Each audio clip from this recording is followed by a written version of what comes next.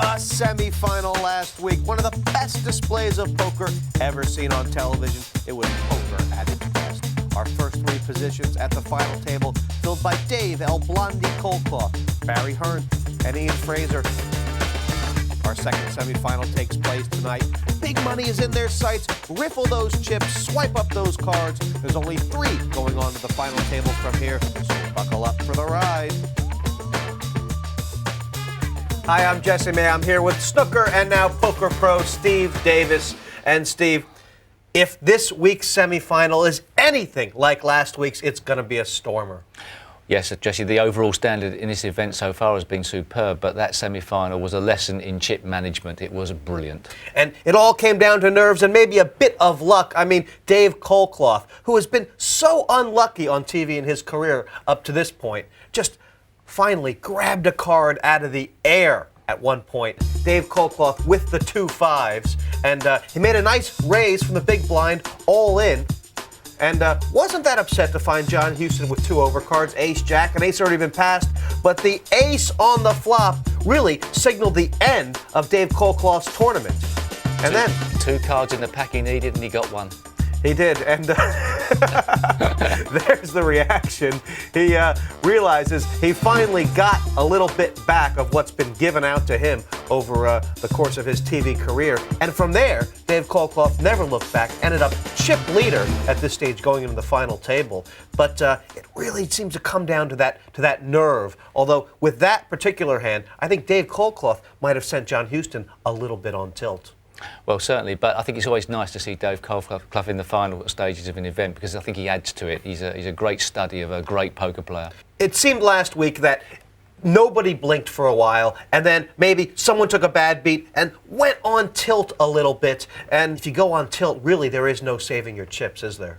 No, and that's the thing about going on tilt, and it happens to everybody. There is a situation where something happens, the last card ruins your game, the river card knocks you out of the tournament or makes you low in chips. But I think you've got to understand that if it's the river card or you were in front up until that moment, you've got to be happy you had your chips in the pot. And if over the course of a career you actually get your money in if you have the best hand, then perhaps the better players will lose more often to the river card. So the better players should learn not to go on tilt. It's the weaker players that go on tilt that are the problem, because then, of course, you don't know what they're going to do and their chips are up for offer.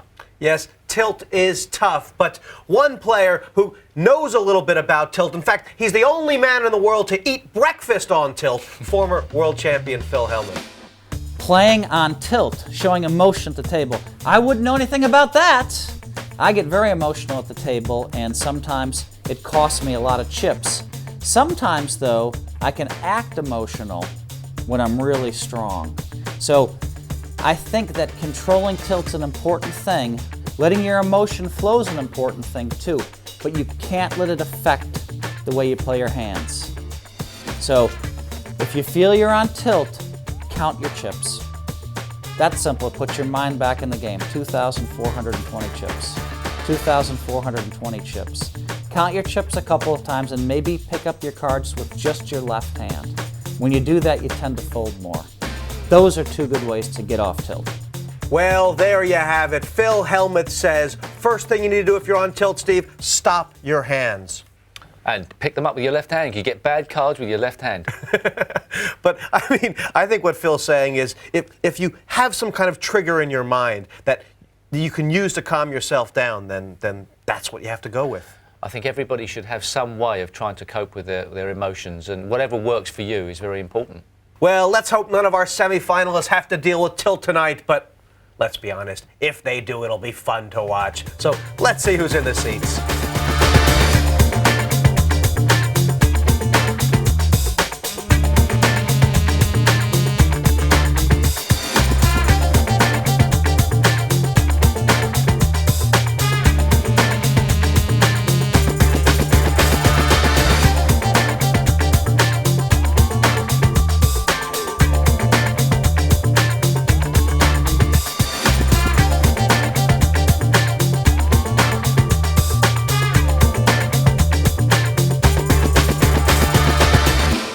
It's a tough lineup, and we're lucky to be joined by 2 of those players, Jani Sointula and Dave Clayton. Now, Jani, it's a bit of a different setup here. 3 go through instead of 1. So are you going to play a different strategy?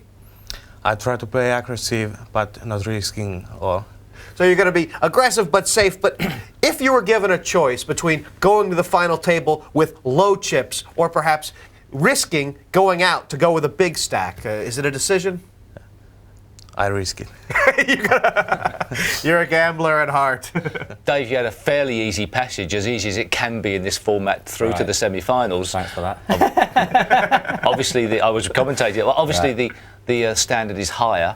Have you made a game plan? Have you made a conscious decision because there's those 3 spots to get through? I think early on played quite tight, and then obviously become more aggressive as blinds start to increase.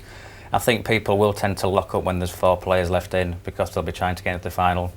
I think players that have got like big bankrolls might not care about the difference between 5 and 10,000, but I think there are players at this table that will want the 10th. You know what I mean? Just try and limp into the final. Well, the visors are going up, the lampshades are going down, shooters at the ready. Steve Davis and myself will be right back for this partypoker.net European Open to kick off.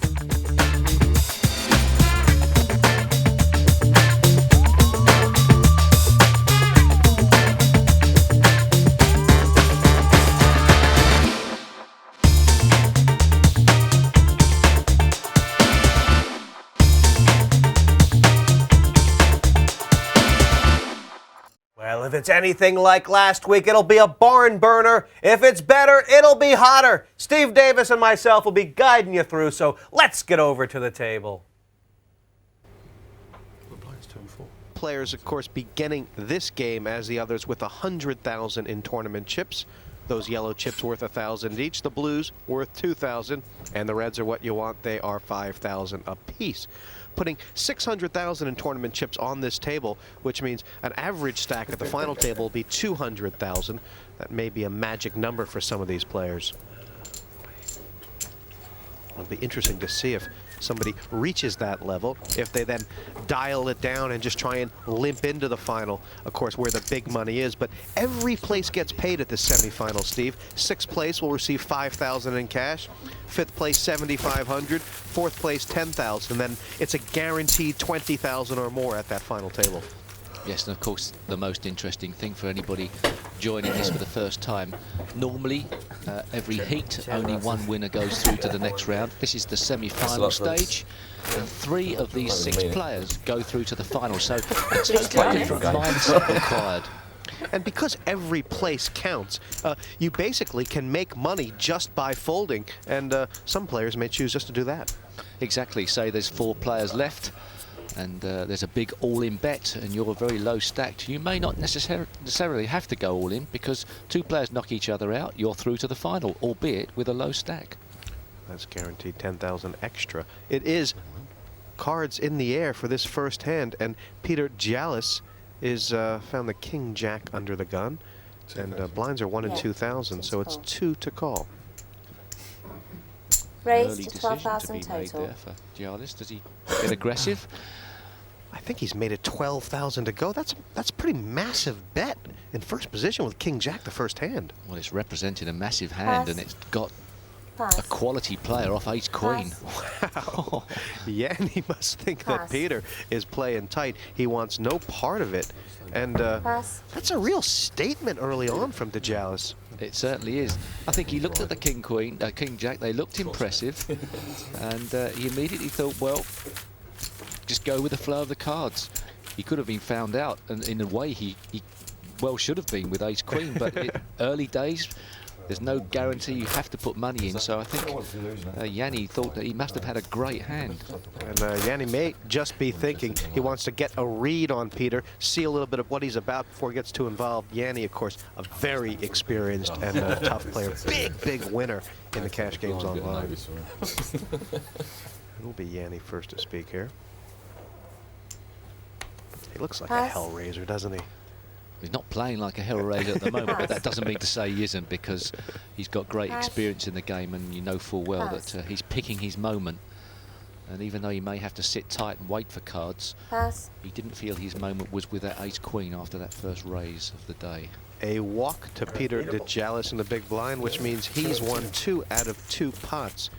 Peter was a bit of a wild card in his heat, Steve. He wasn't really fancied. He was short chipped all the way through and then really just came up on the outside rail to take Dave Finney out. So he's got a bit of an unorthodox game, and he's already showed that. Yes, and of course it's very hard to judge the standard of players in the world. You know, see ranking players and that. The game's going through such a transition that really nobody really knows what is the top player, who are the best players. It's probably always been the same, but even more so now. So many people can learn from television. So many people can learn from playing online. It's very hard to start ranking players. Pass. Yeah, and especially in this specialized format, which really seems to take special strategies. I mean, Barry Hearn, a great example of that. Raise. 6,000 more, 8 total. Certainly aggression seems to be the order of the day. You haven't got a great deal of time to sit back and wait for cards, so you've got to make something happen. And the 2 players in our screen so far have been Pass. making that happen. What does First- Jani find? First notice given from Andy Pyrah that he's in the Pass. game. Raised to 6,000 on the button with the King 8, taking the pot. And the Piranha is swimming.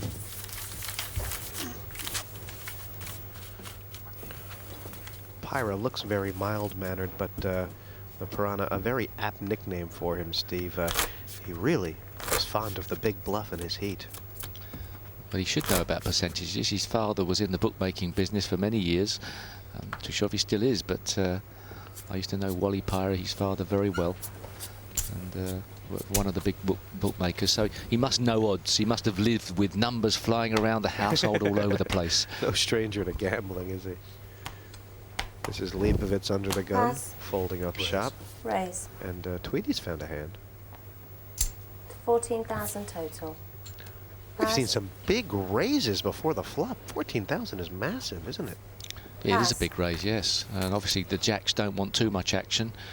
There's queens, kings and aces on the flop that would frighten you. So that's a bet Pass. to try and get no Pass. action whatsoever. Well, he made some players put down some rather quality hands, but Tweedie taking the pot there. It's tough, isn't it? Because you get a good hand like jacks, right? And you put in a big raise because you don't want any action, but you get 3 chips. You win 3 chips. It's tough in the early stages. It is. You want action, but only from a hand that that's not going to catch up and pass you. And they don't exist. But, Tweedie, this is his first television tournament. But he has had a bit of experience online, been playing a couple of years there. And really gathered chips Pass. early in his heat and then just rode them to victory. Raise. Raise. Oh, hello. 4,000 more, 6 With a total. slow Pass. burning statement. Raise. So it's Pass. always nice to find 2 aces, but Pass. if he just takes the blinds here, say he'll feel a bit Call. aggrieved, but Leibovitz giving him action with the King 10 suited, defending. Yes, defending the blind. And also sucked in by the King 10. He's hit top pair, which is going to be very dangerous for him. He's got to be very careful now.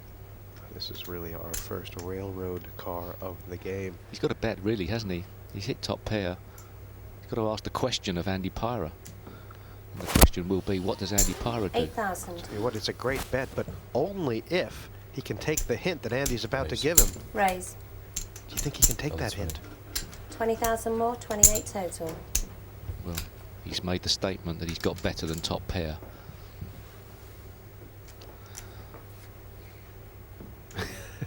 This is a tough spot for Leibovitz. He could have flat called there, Pyrah, but as we can see so often, slow playing, something like that can go wrong. And it doesn't look like he's going to lose Gary. Call. This is serious. This is a big pot. It's very early in this pot, 69,000. Leibovitz needs the 10 or the king.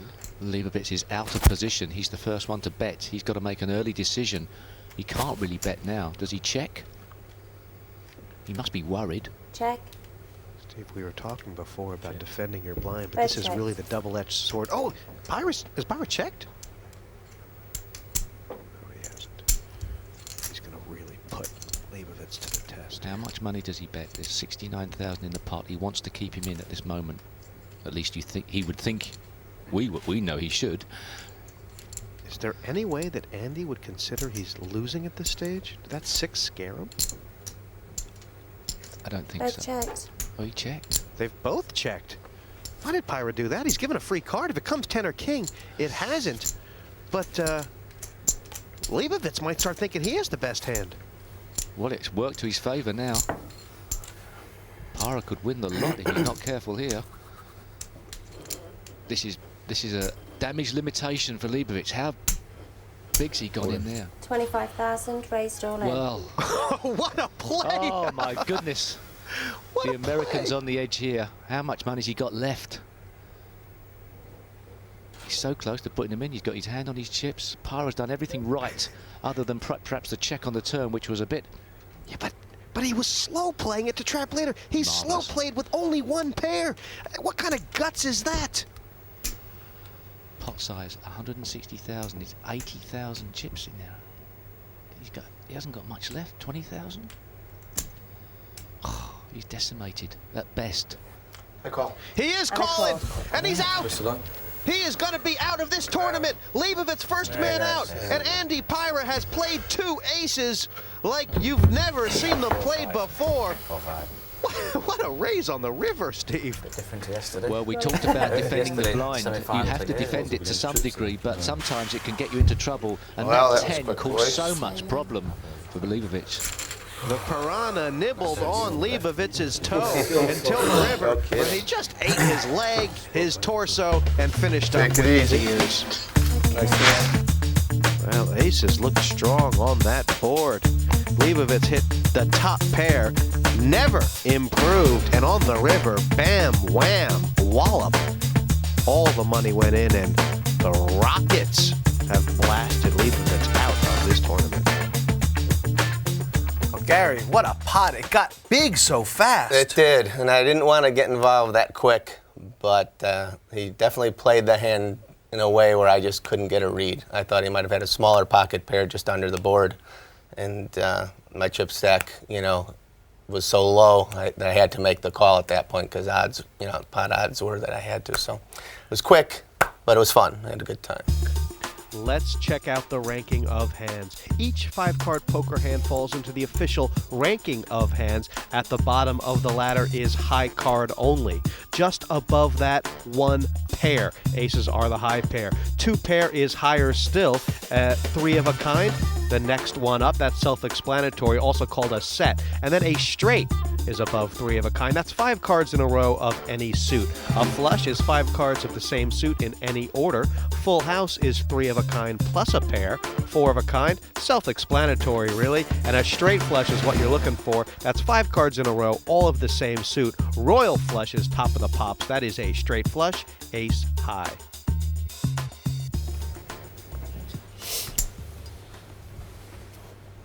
Is this going to affect the other style of play now that they have to deal with a man who's got double average chips? Pass.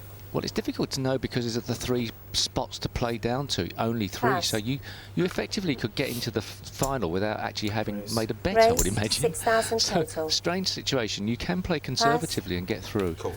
Call. Well, Hellraiser has gotten right off the mark here, raised to 6,000 with the Queen-8, and he's found a caller in Tweedie, who's slightly better and suited as well. The call was on the button, defending the big blind. Oh my, that's a big Was flop. Something for everybody, actually. Really Check. is. Flush draw for Jani, open-ended straight for Tweedie, and 12,000. an inside straight draw as well for Sointula. It's a bet of 12,000 into a pot of 12,000. So Tweedie wasn't exactly getting the correct pot odds to draw for that 8 or king. But should he hit an 8 or a king? It's a straight flush! A straight flush for Jani Sointula! He has to check Check. now. He's got to check. He's got a straight flush. Holy Oh. Toledo. I don't think we've seen one of these in this tournament You so say he far. has to check. He's not checking. 16,000. How much did he put in now? I think the bet is 16. 16,000. He's made it a smallish bet. He obviously feels that Tweedie must have some part of that flop. But he'd be gutted if he now folded. I mean, I guess from Tweedie's point of view, if Jani doesn't have the flush, then he's drawing pretty live, Yes, but also I think if Sointula had known what Tweedie had, I think he would have checked to try and get him to catch up. Call. Perhaps he's worried about another spade coming in and slowing up, but he's got him now. You can't believe how poker goes. It's two people on the trot are being sucked in. If it comes a king or an 8. That could be a helpful card in a way. That could help him.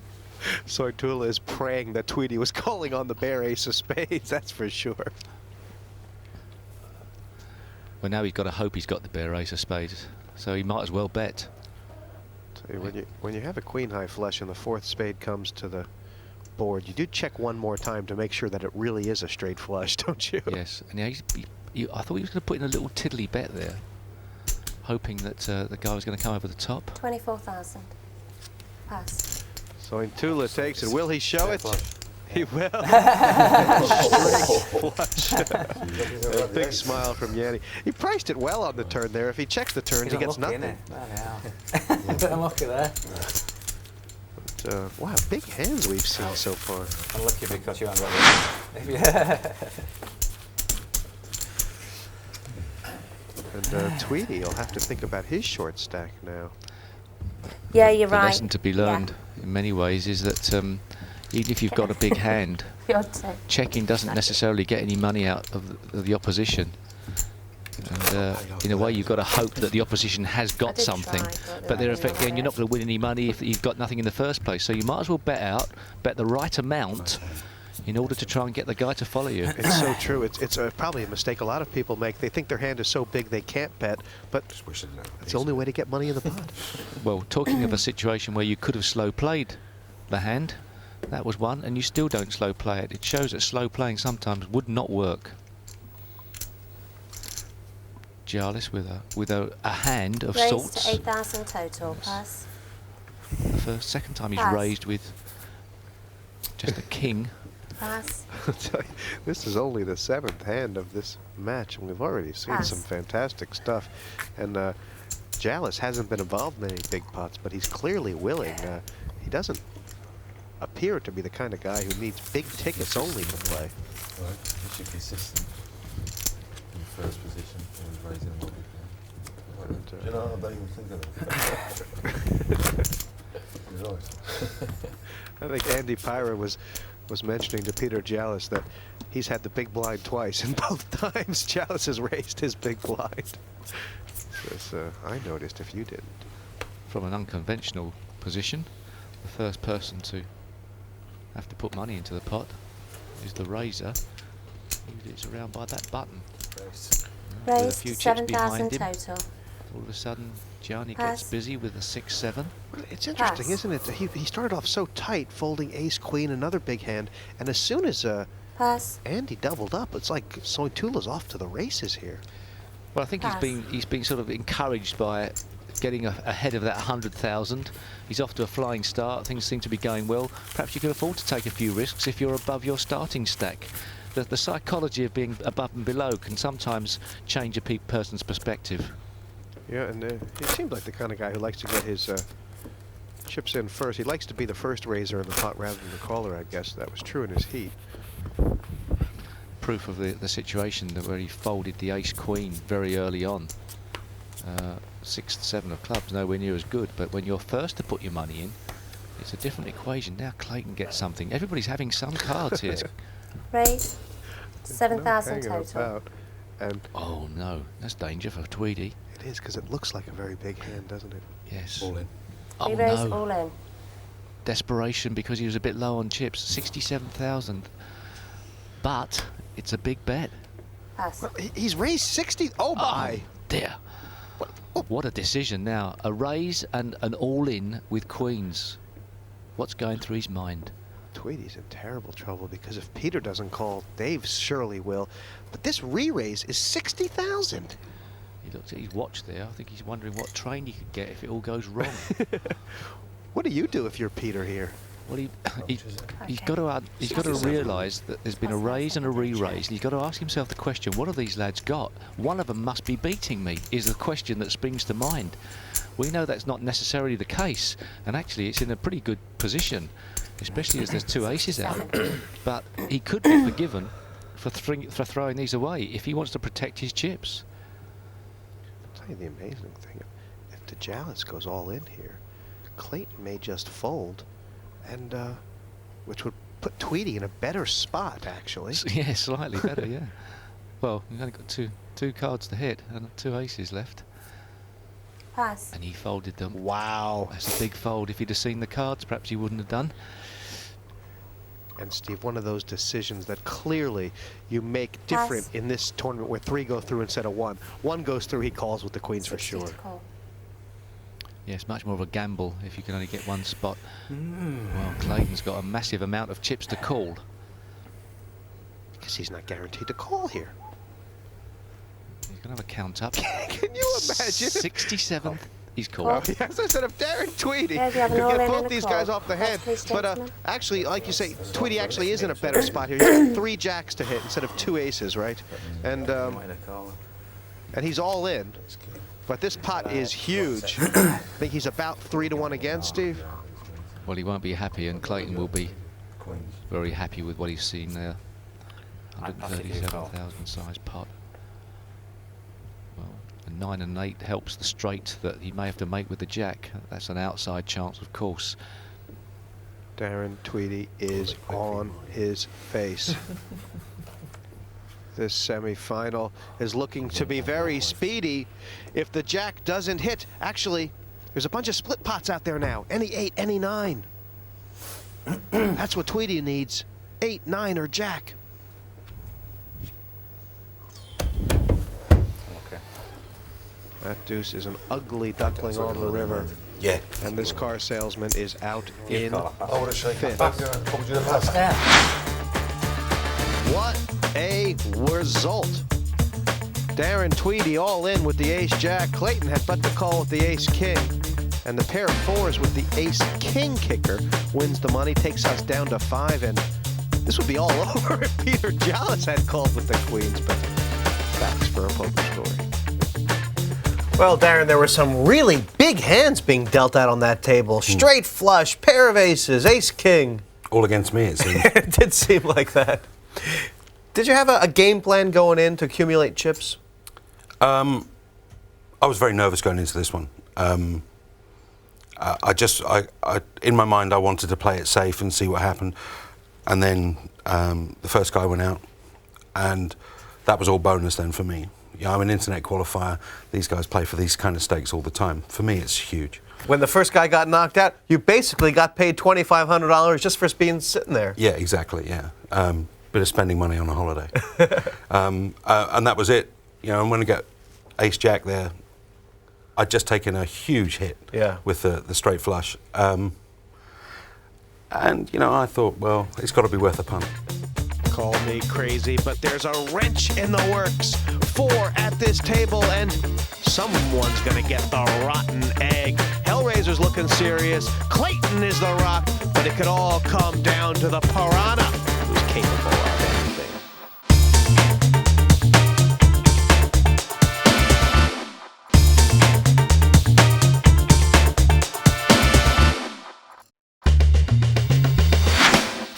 Well, who would have thought 9 hands would bring us to this? Pyrah and Dave Clayton both have a lot more than they started with. And in fact, Peter Djiallis has done nothing wrong. And all of a sudden, he's looking short, Steve. Yes, it's quite amazing how this game goes. But he won't be too disappointed to have seen 2 players go out. There's only one more goes out, and they're through to the final. And of course, it's worth bearing in mind that the blinds are still only 1 in 2,000. So even that short stack, really plenty of play, really. Yeah, well, it's been very aggressive so far. There's been cards matching up against each other, and players have made decisions that's meant that they've walked out the door. Pass. But with the blinds at 1,000, 2,000, there is no rush to be walking out third. Pass. Well, these players now all Pass. guaranteed 10,000. And basically, the next all-in pot will be a $10,000 pot because final table players are guaranteed $20,000. So there's a lot to think about, and Djiallis looks like he has got money running through his ears. Well, they should all be now, considering their strategy. And it was mentioned before at the start by Dave Clayton that he expected that the play would tighten up somewhat when it got down to 4. I think that is a dot on the card, to be quite honest. I don't really see how anybody can continue in the same vein, even if they got great cards. Not saying they lay down aces or kings or something as big as that, but you might as well be a little bit wary. God, you'd hate to be rash here. I mean, Raise. the fact is, getting on that final table 7,000 total. not only gets you money, but gives you the shot of that 125,000. Well, Jani started to, knowing full well that probably people will be tightening up, has gone for the throat. Yeah, he's raised with 7-9, and Clayton's got a bit of a decision here with the ace-10. And of course, he was in on the interview. We were talking beforehand Pass. about the fact that he would tighten up, and that's very advanced thinking from Clayton, from Sointula there. I'll tell you. Going now on full tilt with 7-9. Not a full tilt at all, but deciding that perhaps if he keeps on showing strength, the other players will just bide their time and fold a bit more. It's the time to try and accumulate some chips and look forward to the final, because of course in the final all the players go through with the amount of chips that they have in front of them. They don't all start off with a level chip, so it's very important if you can go through with a big stack. Yeah, I mean, we know right now the current big stack at that final is 286,000. So if somebody, one of these 4 players, can get themselves over the 300,000 mark, it'll really be a dial in on that 125 grand first prize. Pass. Raise. 7,000 From the total. button, raising with a pair of fives would be credible to raise from the button anyway, but a pair of fives has something to offer. Djiallis doesn't have to Pass. defend his blind in these situations. He's not so desperate. I mean, with the blinds at 1 and 2,000, obviously 4 players left the blinds go around faster, but costing you 3,000 a round, it's really nothing when you consider that, like, Dave Clayton's got 170,000. That's right, and as long as you don't play totally passive play and just keep on throwing your money in, occasionally raise and nick a couple of blinds your allotted times, no problems. You could basically fold yourself silly for at least 1 level more. Fold yourself sick, anyway. 2,000 to call for Dave Clayton. Pass. Pass. Pyrah played those aces strong, but besides that, he's been very quiet.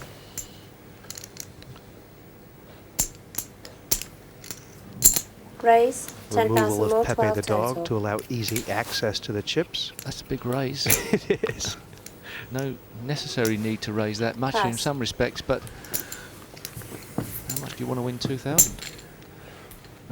Peter's played several pots, but the way he's played them is sort of averting action. He's just taking the blinds, and when he does get action, you have to imagine it's going to be against someone who has a very good hand. Yes, and of course the size of the pot then escalates to the stage where you're locked in to some degree and you feel like it's worth winning enough that you try and win it, and it's of your own making. That's the problem with raising big. Yeah, it's a risk-reward thing, isn't it, Steve? I mean, Djiallis keeps putting in about 12,000 to win 3, which means if 1 out of 5 times someone takes the pot off him, he's only broken even. I think. Raise. It sounded great to me, honestly. 6,000 more. At this 8 time of night? total.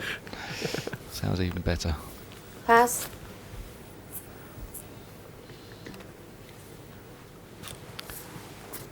Pass. Pass.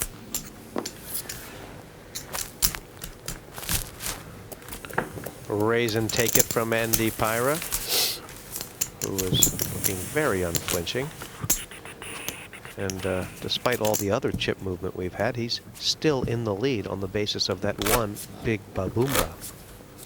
Yes, Andy Pyrah's got probably not the biggest problem. It's a nice position to be out there in front, but he's got the potential to just sit tight and not do anything should he wish, because 200,000 or so even 175 would be a lovely position to go into the final. You know, he could effectively just close the shop and put the shutters up and just wait for some other cards to match up. Yeah, I mean, at this stage, we Pass. know that 2 players are going to be at that Raise. final table with under 7,000 200,000 or total. average chips.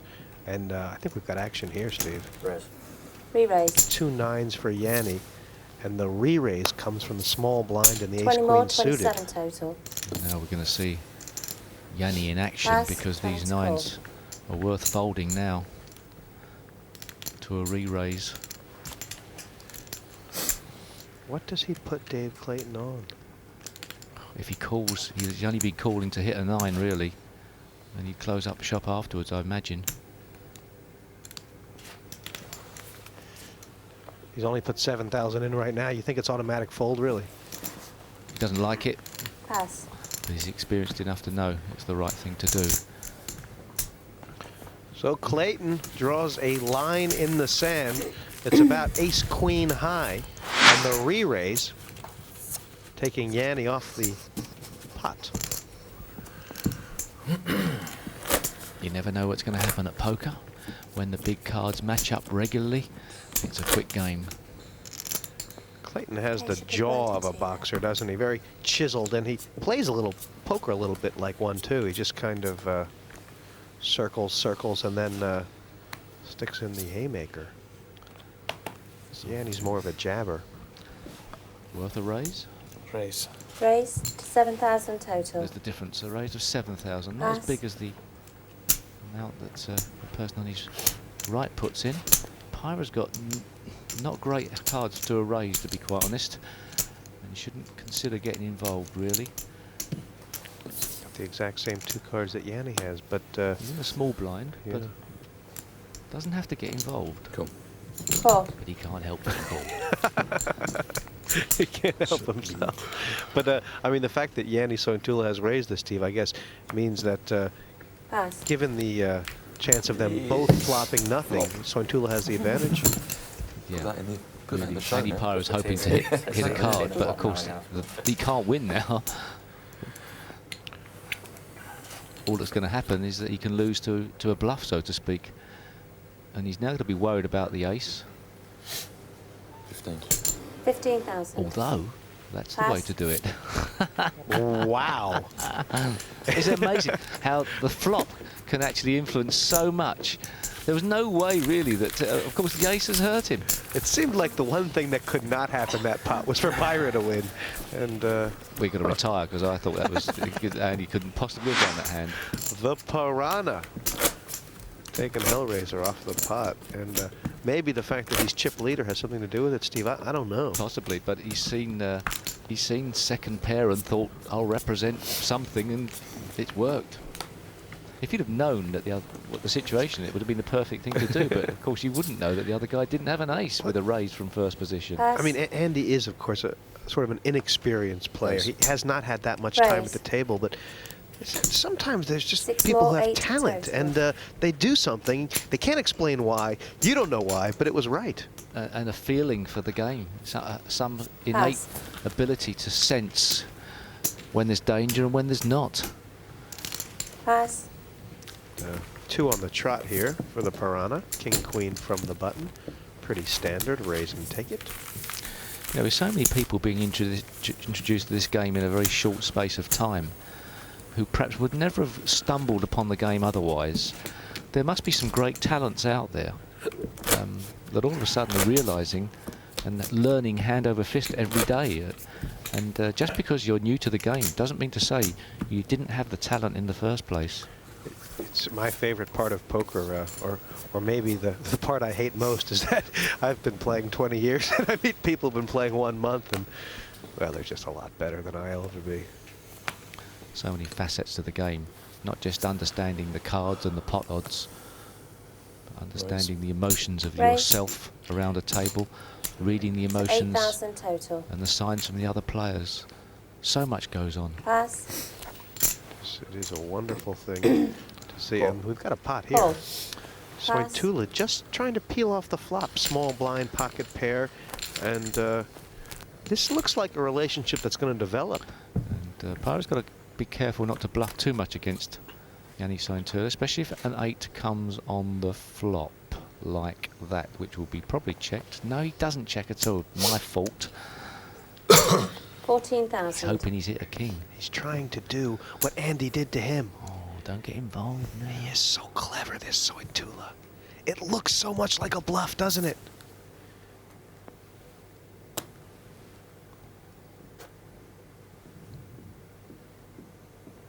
the value of betting out. It's so easy to slow play.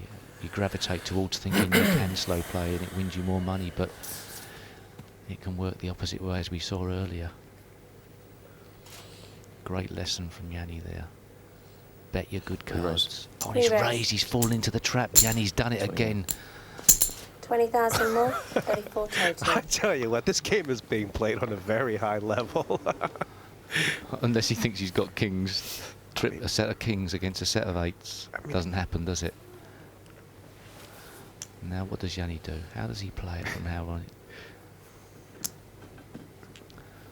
Really, Steve, 99% of poker players would have flopped that set and tried to check raise. And Jani knows that, and Jani knows that Andy knows that, and that's the level this is being played on. He's now trying to work out, what does he do? Does he just call it? Can he afford to call it with 2 diamonds on the board?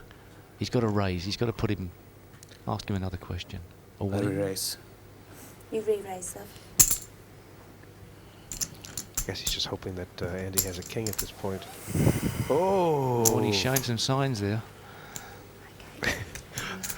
Now, on one hand, you'd think it's an automatic fold for Andy Pyrah, but I have the feeling Okay, 34 more.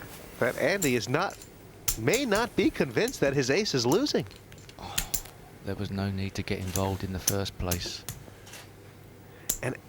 And Jani has given an opportunity where he hasn't stuck all his chips in. He's trying to make it look like he's willing to get away from the hand. It's what? No, Pyrah's got to fold, doesn't he? Some deep breathing going on here. What would Marty do? Pass. Well, Steve, let this be a lesson to all the check raisers, trap players, and slow players. Sometimes a fast play is the way to maximize.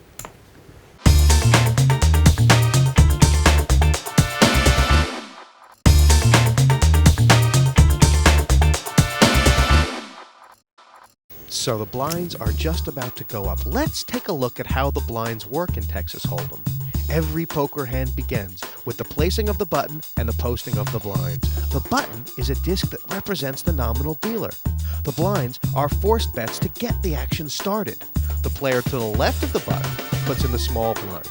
The player on his left puts in the big blind, usually double the small.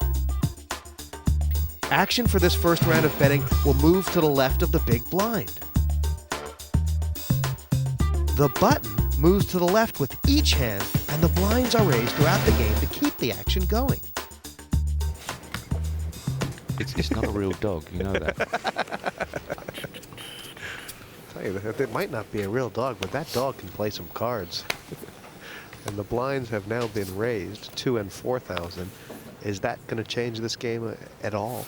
Pass. Raise. Raise. Maybe just make the pot slightly bigger. 8 more, 12 total. Pass. Pass. You almost wonder what kind of air they're pumping in this room. I mean, Dave Clayton hasn't had a look in for a while, and then the queen 6 on the button. This is some poker game. Well, the strength of the position and the fact that on the button you then have position over your opponents in the next betting rounds to come means that every now and again you are obligated, certainly in your own mind, to be raising on the button just to keep up with the pace of play. But it's got to be probably with bad cards. It must, under normal circumstances, be when nobody else has entered the pot other than the small and big blinds. So he wouldn't have been raising had Jani put money in beforehand, but we haven't seen Jani call. I don't think he likes to call, does he? I don't think any of these players do. I mean, they're all heat winners, and that's probably how they all got here. Raised. 20 more, 24 Two total. nice cards there for Peter. And he looks. He has a quick look. Oh, my goodness. And Don't tell me this could be all over now. There could be 2. I'm all in. All in. All in. What a Hellraiser. Whoa. All in. Well, this is kind of what we were expecting to happen sooner or later to Djiallis. He makes the over-raise, and now the first time somebody comes back at him, they have a huge hand. And if he calls here, Steve, he's going to be drawing thin. Does he need to throw it away? Oh, let's have a look. He's made a raise, but he doesn't have to get involved. And it was a massive raise from Jani Sointula. But if it goes wrong, Why do you think Sointula chose to go all in? It's going down. I haven't got a clue, other than the fact that perhaps it's the only way to get somebody who's putting in big amounts off the pot. The dog's thinking, what have I done here?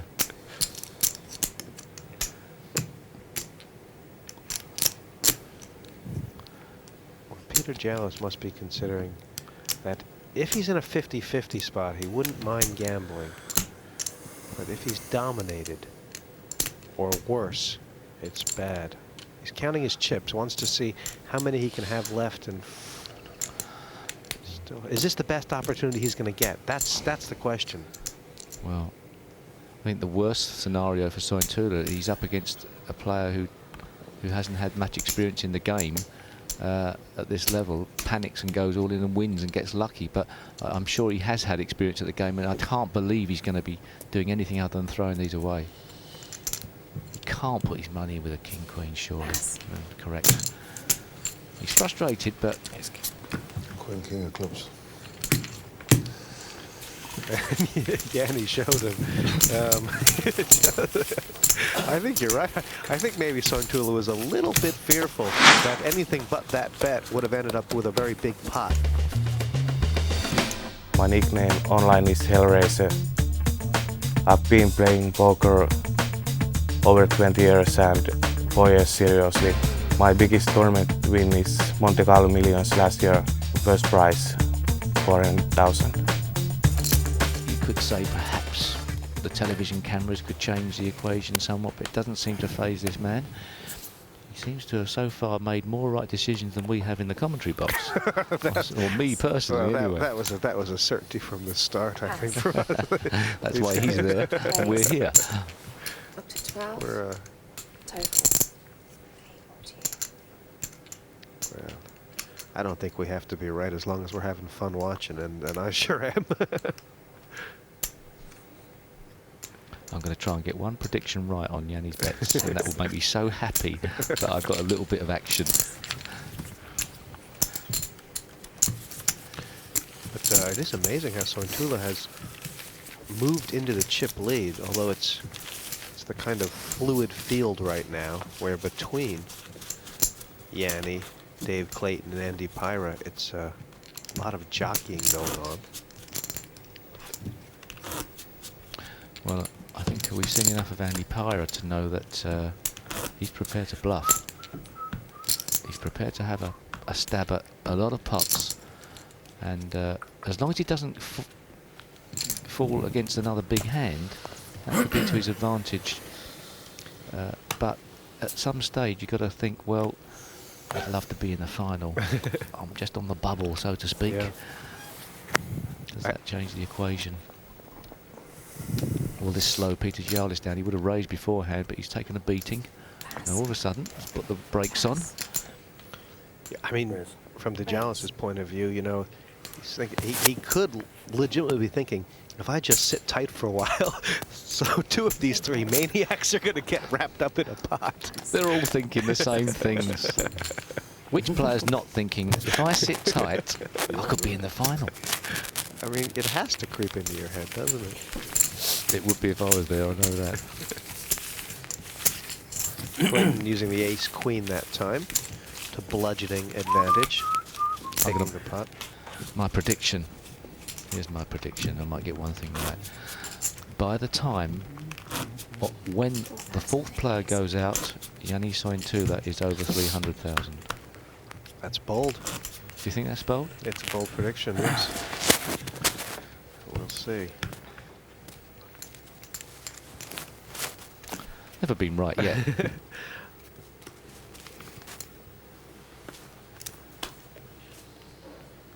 I have to admit, I think that there's bunch of great. I have to admit, I love Pyrah's game right now because it's just so much raw talent, and Raise. just can't see him not making it to the final table. But he could easily just blow out, couldn't he? Yes, he could. Clayton's very steady. You have to figure Clayton's the best bet for the final table right now. There's no way he's gone off the rails. No, I think he's very, very sensible and will be there. Give himself every chance. And it's about giving yourself a chance, giving yourself an opportunity to be in the right place.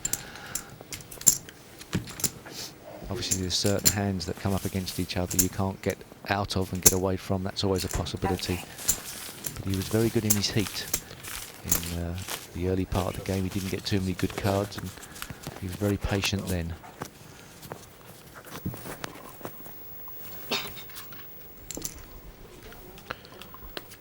So this game's slowly rising to a boiling point, and four-handed, there's no way to avoid the barrage of decisions.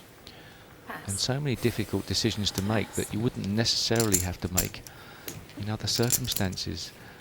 Even if the situation was that only one player went through to the final, it would clarify the matter somewhat. You'd know how to play. It would be a usual scenario for you to have played. You have to win chips, you've got to get going. But this added X factor, the worry of thinking that I could be there if I play passively, nagging at the back of your mind.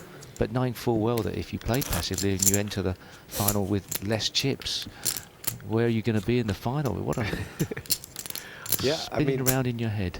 Dave Clayton and Jani really pointed it out very succinctly in their, we talked to them before this heat, you know, that there are obviously some people who are thinking, next guy goes out, I get 10,000, and some people who are thinking, I want 125,000 or nothing. So it's really what you're... Pass. And he was building up there for a raise and finally bottled it. Or rather decided against it is probably a nicer way to put it. Sointula now in the small blind calls. It's not often the 9-deuce looks so good before the flop, but right now it does. Clayton with the 8 high. Well, he's hit 4 hearts. 6,000. That's the end of this pot. Or is it? I don't think Clayton's the type of player that just start getting busy. Certainly not against Sointula. Look at those cards as many times as you want. There's still going to be an 8 and a 3 in the bucket. 8 and 3. I'll buy a card. I mean, one thing about Sointula, as opposed to his other 3 players, is that he probably has had the most experience in this no-limit hold'em game four-handed. He plays a lot of a short-handed no-limit hold'em on the internet, hours and hours.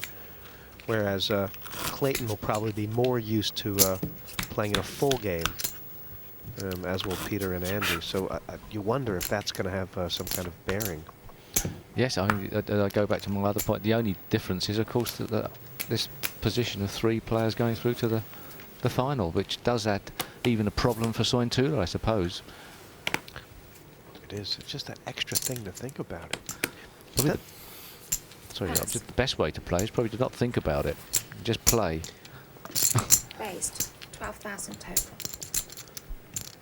This is the first real hand before the flop. Jani's picked up, I think, besides the ace-king.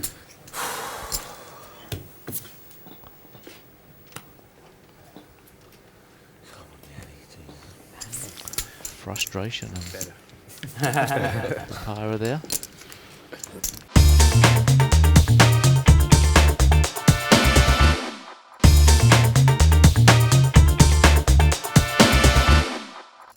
There was a situation, I think, last week with Barry Hearn and Ian Fraser, where Barry's moved all in on Ian's big blind, and Ian's folded an ace-8, and he knew he had the best hand, but still, with 4 players left, did not want to gamble, and it really became a situation of moving those chips in first is so powerful. Even if Barry had shown Ian that he had had the worst hand, I don't think Ian would have called, because the risk of getting knocked out was that was just a bad thing. Knowing that is probably why Jani Sointula moved all in before Pass. his opponent. Raise. Clayton getting busy with those undesirable 8 cards in a 12 total. large-handed table, but on the button, Pass. a different story.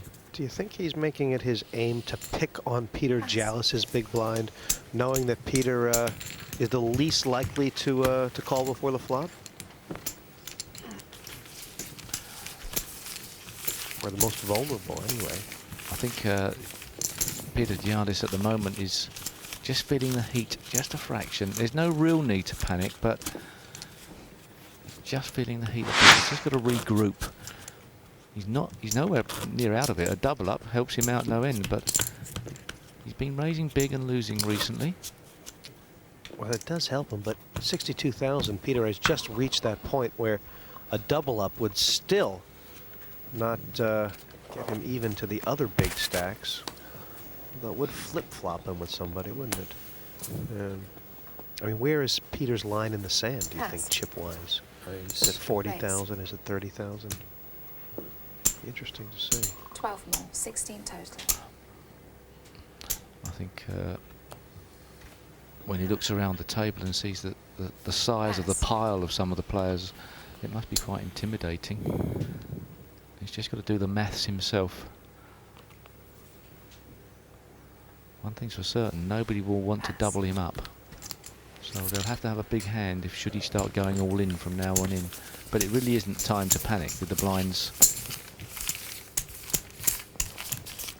This game all about stealing from the button right now. Jack 4 for Andy Pyrah, Jack 5 the hand before for Clayton. Seems like there's no end to getting that first raise in.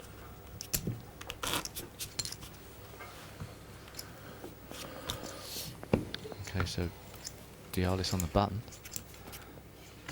This is the normal place to perhaps raise and try and steal the blinds.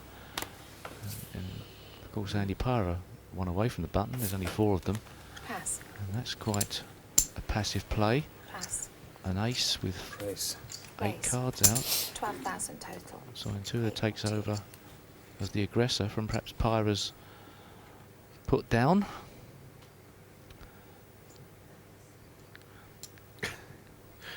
Clayton has not picked up a hand yet to Jani's big raises, but I think he's showing by his silence that he's not happy about being bullied around in this fashion, or at least that's the way he perceives it. It'd be nice to have known what was going through his mind there for a split second. I wondered if he considered the possibility of re-raising. You know, it's been such an excitable start to this this particular semi-final. It's easy to get carried away in that excitement and start trying to make moves. You've got to be so much in control of your own emotions. Yeah, I mean, you can talk endlessly about the extra strategies, extra tactics, but really, just keeping a cool head is probably the first, second, and third best ways to just get through this, isn't it? Because if you lose it, you've lost it. Obviously, there is a difference in prize money. You wouldn't like to get to the final table with so few chips you were guaranteed to go out in 6, but it would make a difference. So therefore, you could be down to 10,000 as a stack and still get through to the final. 8 more, 12 total. Yeah, you definitely could. And even then, there's nothing saying you can't move up the chip in a chair. You know, you can move up the prize pool. 8 more. 8 more, yeah. Dave Clayton has raised Andy Pyrah's big blind with the 7 deuce. And taking the puck down, looking at the leaderboard. It's Jani in front. He's won the most hands and been the most aggressive as far as bet frequency goes. And Djiallis, look at him, 13%. Is he too tight? It's a tough one to call. It's not been working out recently, that's for sure. Yeah, I mean, Peter Djiallis, the difference in prize pools, if he just sits out and lets the other 2 play a big pot, could be worth $10,000 to him, which is amazing. That's right, 10,000. Re-raise. Already he's on. Yanni has raised from Zero, the 30, button, 42 total. and Andy Pyrah, no, excuse me, from behind the button. Pass. A small blind for Andy Pyrah, re-raise with the ace-9. That's strong. I think he's making a stand against what appears to be the bully around the table. Makes a stand with an ace-9, although he refused earlier to raise when he was first to speak with an ace as well, which would have probably won that pot as well. I'll tell you, the key thing there, Steve, is Andy was right. you Yes, know? exactly. I mean, and he had the desired effect. It's interesting that you have to stand up to those bullies sometimes, or else they just run over you. Well, Andy Pyrah is a player that could very well stand up to a bully and could get a bully into big trouble.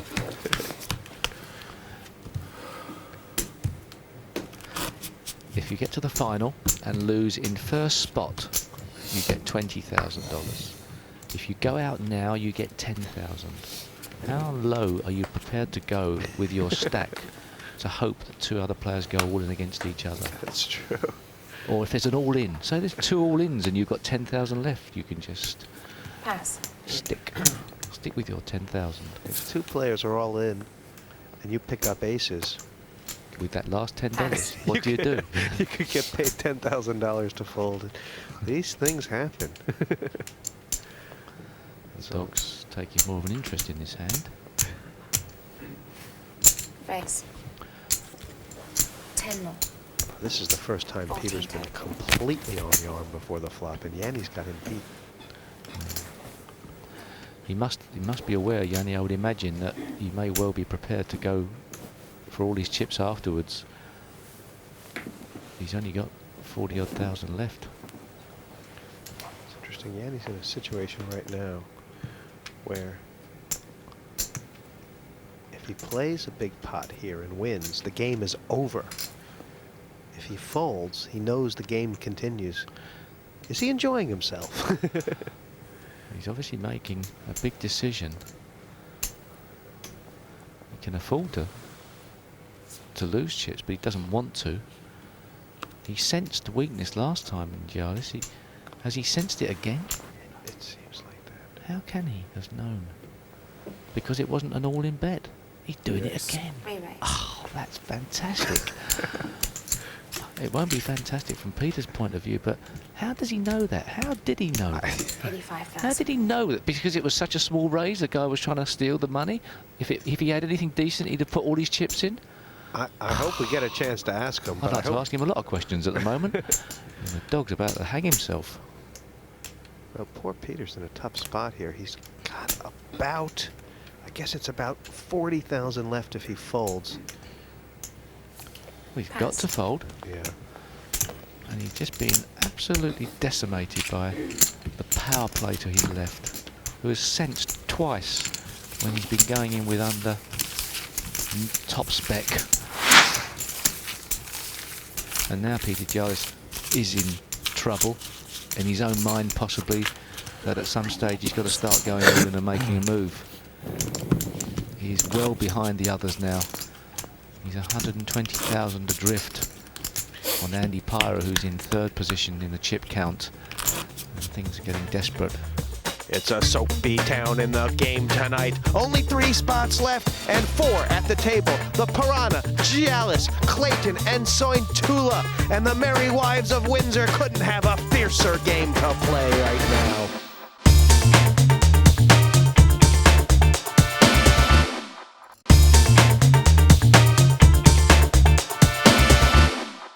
Things are getting desperate. I'll tell you, the problem from Peter's point of view, I mean, he can look around this table. Who is there to pick on? He's got Sointula, Clayton, and Andy Pyrah. They're 3 of the toughest customers that ever walked down the pike right now. Yes, there's a slight change of quote. When you look around the table and don't spot the weakling. They say when you're surrounded by a group of bullies, always pick out the little guy to fight. But I mean, there is no little guy here for Peter to fight right now. Well, the temptation to panic must be immense. There's been, I think it's a limp in by Jani and a raise by Dave Clayton. in the big blind with the queen 3, and Dave has outflopped Sointula here with the bottom pair. I think 14,000. the situation won't go much further. Well, Clayton's making a steady increase in his chips, moving up the ladder. He's just gone chip leader. He likes to pounce on weakness, this Dave Clayton. Just somehow sensed. I think by Jani's limping, maybe. He was weak and decided to find that time to raise. Well, although it's not the greatest prediction in the world now, you do have to feel that Jani Sointula and Dave Clayton will get to the final. Obviously, with a player so low on chips, he would be a massive favourite. What if they clash? To go out. What if they clash? They won't go anywhere near each other, I would imagine. Rule 1, keep away from somebody who can bust you when you're doing very well as it is. It's this guy they're interested in. Everybody's interested in trying to get this guy out now. Pass. That's their objective. You must feel like Pass. Pepe's wearing the scarlet letter. Well, if Peter Djiallis goes any lower down in chips, the players may even feel like they can all take a free shot at him by calling all It's like every time, isn't it? Pass. What would be the scenario, do you think, Jesse, if it could, obviously you could get back in the game, if Peter Djiallis goes a little bit lower in chips and then goes all in for, say, 35,000, something like that, do they all take a punt and all put 35,000 in each to get him out? Where's the mark for that? There must be a level at which that would happen. That's why Djiallis now, when he bets, he must go all in. He can't afford to get it any lower. He may or should have done that last time. Tell you, Clayton is whistling, but to Djiallis it just sounds like a funeral dirge. He's looking very somber indeed, and Okay. don't exactly know what his plan should be from here. I guess, as you say, he has to just make the all-in move, and that's it. Anything else might just get picked off for the sake of it. Yeah. Pass. Yeah, he has to get his chips in first. You're right. Pass. That would be his start. Raise. Oh, 12,000 more. Now he's hoping to see some cards. I actually think that is the best plan for Peter Djiallis. Pick up some very big hands very soon. Fortunately. That's always a good plan, to pick up good cards, isn't it? That's a plan I always seem to have. It never goes right. That was going in. All in. Oh. Well, He's just drawn a line in the sand here, Steve. Pyrah raised 12, Another 26,000. and the re-raise is 26,000, and Andy's not guaranteed to call. no, but I think he's going to do the maths now.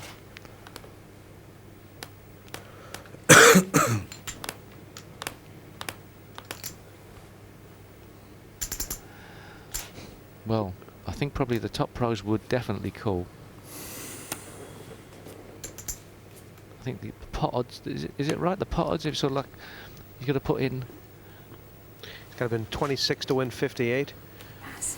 He's getting slightly better than 2 to 1. He must have reckoned if he was up against a better ace, he was just under 3 to 1. No.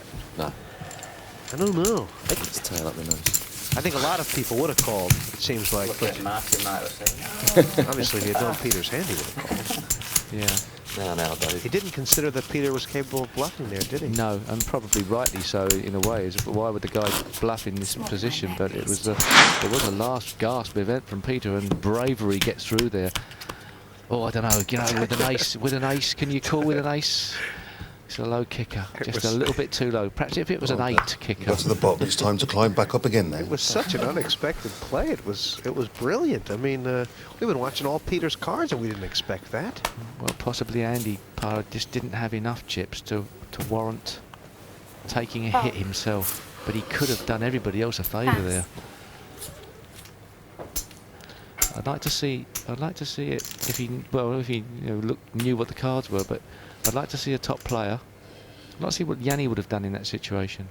There was a very similar situation last week with John 12 more. Houston 16 total. facing a decision against Eddie London, and Houston folded.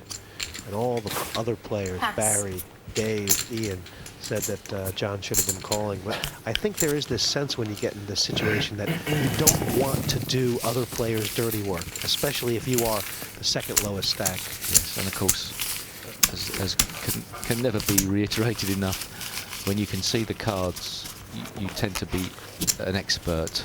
It's much easier to sit at home, sit in the commentary box, knowing what the players have got, and make calls on what they should do. When you can't see the other players' cards, you talk yourself into anything.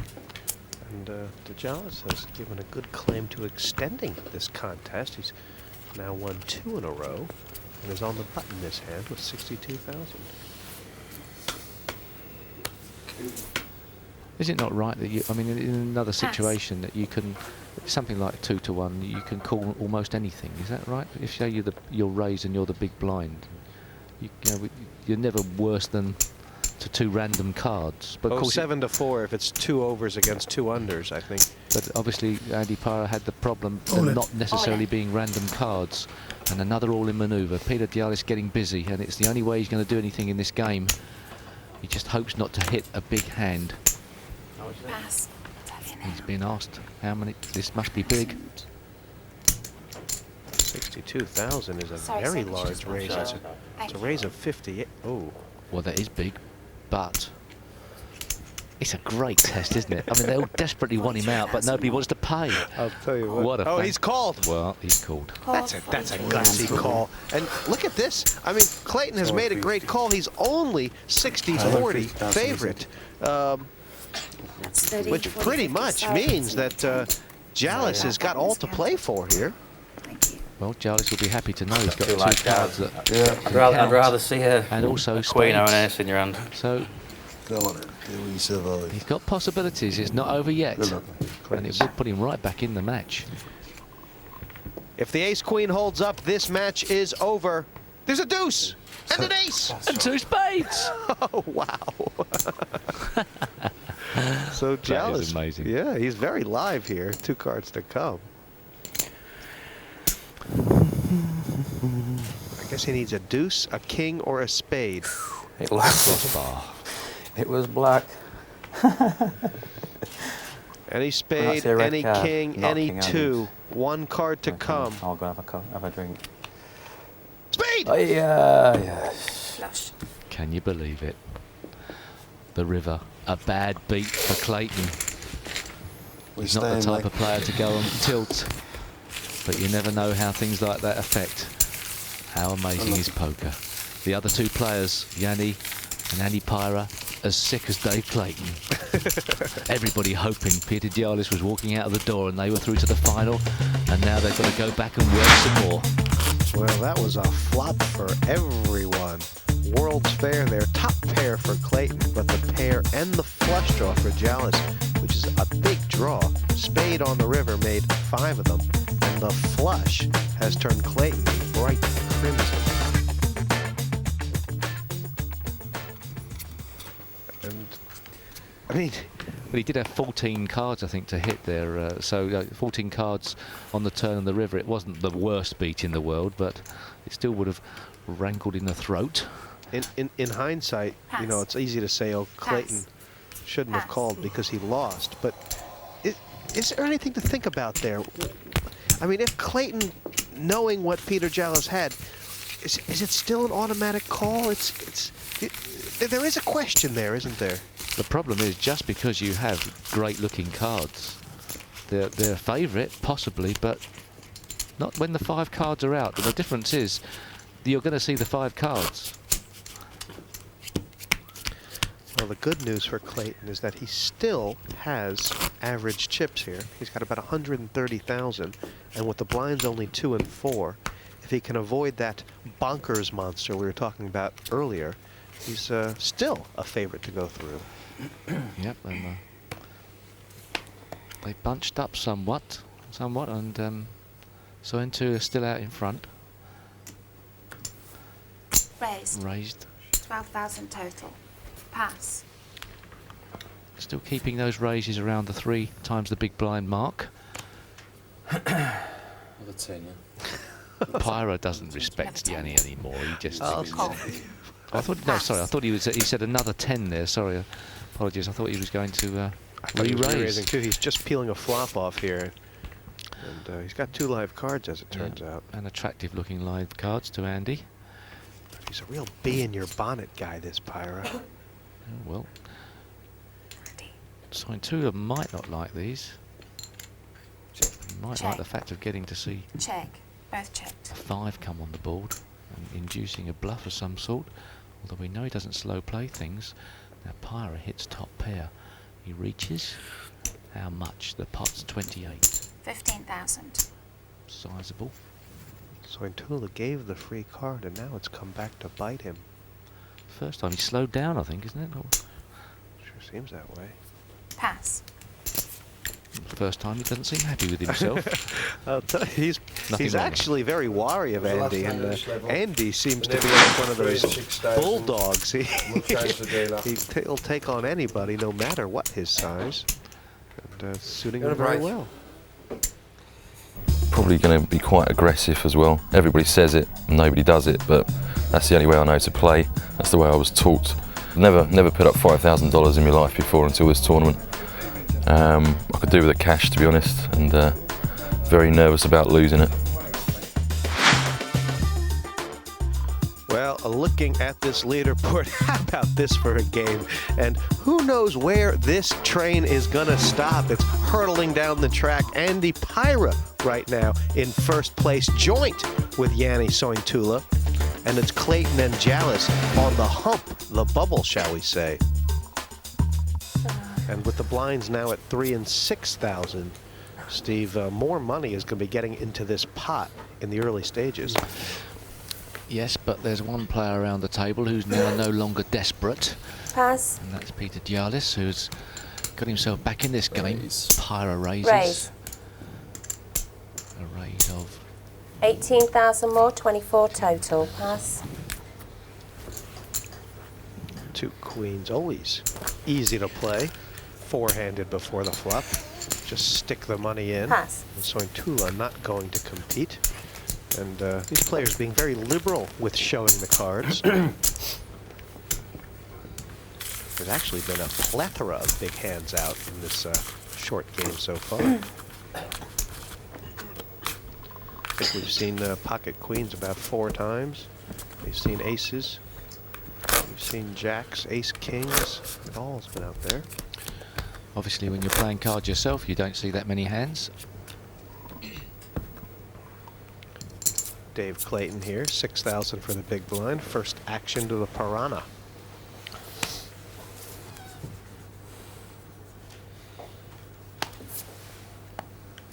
Pass. And Djiallis has, he's really brought himself back in this game, Steve, with the all-in move. But now he has more chips than really. So all-in is not warranted anymore before the flop. No, and that dog sitting on top of the chips, protecting them. Looks like he's gone into defensive mode. Do you think where the dog's put is a sign of how he's playing? I mean, everything's a tell, isn't it? Dog currently sitting on chips means I'm not going to be putting any money in. Jani's flop 2 pair and checked it.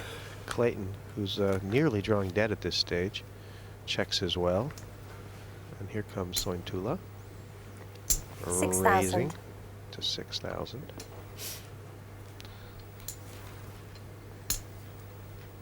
Raise. Oh, wow. Oh, well, it could work. It could go pear-shaped. Well, that's a real question. Well, it's been a while since he 16,000 took more. that bad beat, 22 so I total. wouldn't say it was anywhere near going on tilt at all, but it's a risk, isn't it? I mean, this is really just Dave Clayton taking a point of view that Sointula either can't have anything or, more importantly, can't have a 10. And will he take Jani off the hand here? I think he could very well do, but he's been reading things very well, Jani, up until now. And if he puts his money in now, then Clayton is in trouble, because if he decides he's got the best of it now, he won't be frightened on the river. Call. Going to call him down. If he calls him down, this has got to be a massive bet from Clayton to get him off this now. Pot size 56,000. Clayton's got about 90,000 left, something like that. I was going to say, if it came a 100,000 left. Check. straight card or a flush card, maybe Sointula would have gotten away from it. But now, what is Dave going to do? Is he going to put in the big bet? It's got to be a very big bet. It really has got to be a big bet. This takes courage. It's not big enough. It's not big enough. That's a very weak bet, I feel. 25,000.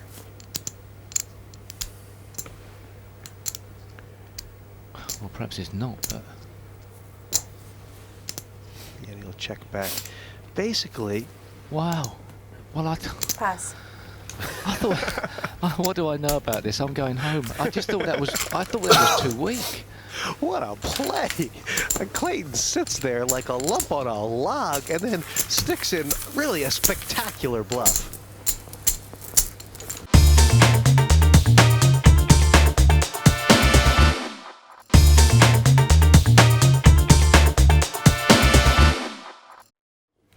I mean, would you be allowed to bring in, you know, one of those larger stuffed toys that you win at the fairground, a massive big one, right?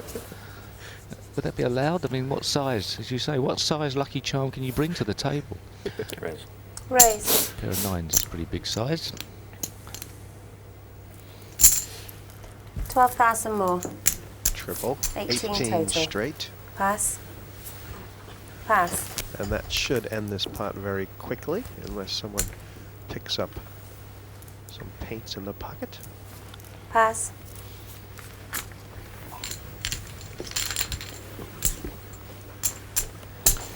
You don't like the way that Dave Clayton plays the game. I mean, from Jani's point of view, he must rate him very highly. You know, judging how, you know, he's seeing the picture of Dave Clayton as an animal to his left, so to speak. What did he judge him as? He created an image as a tight rock early on, and now it seems like he's unleashing it to his advantage. It's powerful to have everyone thinking you're not capable of laying down the bluff, if you are, isn't it? I think everybody at this table well aware that Pyrah, Pass. the Piranha, can be up to all sorts of trickery at all times, and, as can Jani. Dog jumps in the air.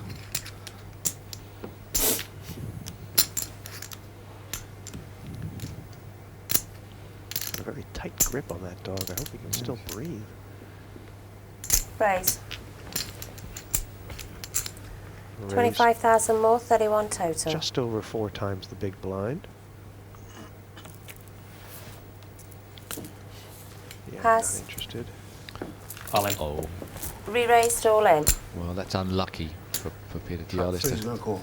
Call. He has to call, All really. in I and a suppose call. he doesn't have to call, but he does. He's called Okay, quickly, and cards. this time Clayton with the big ace has what he wants, which is a dominating situation, and we could well be seeing Revenge now, you can get yours back. the end of this I think you've got the... Oh, semi-final.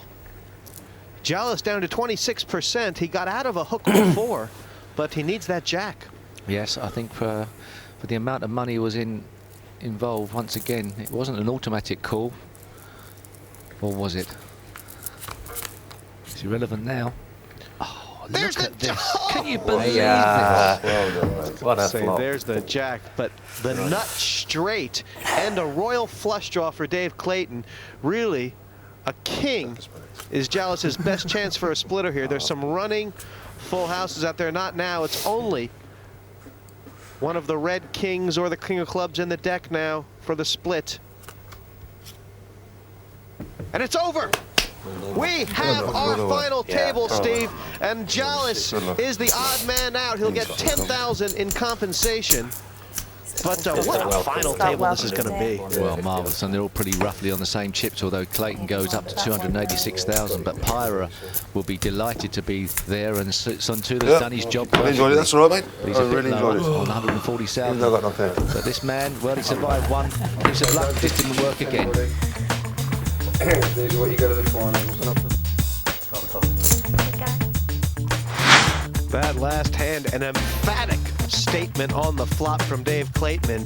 The Broadway straight, the royal flush draw, get out of that, he said, and Djiallis couldn't pair jacks in the end, losing out to the straight.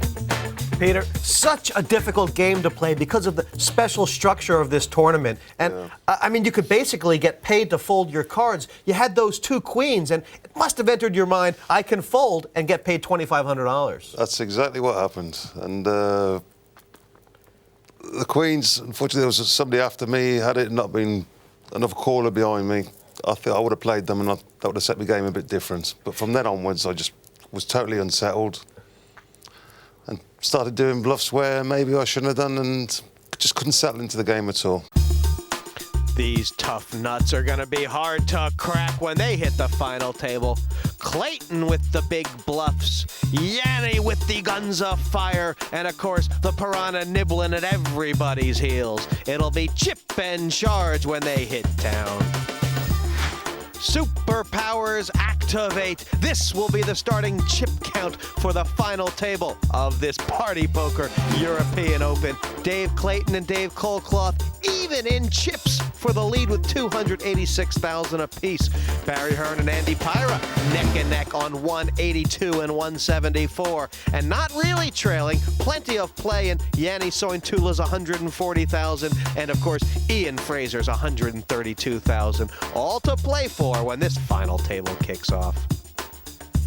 Well, what a match, I think you'll agree. We saw every card and we're none the wiser. 3 maestros here of the poker table.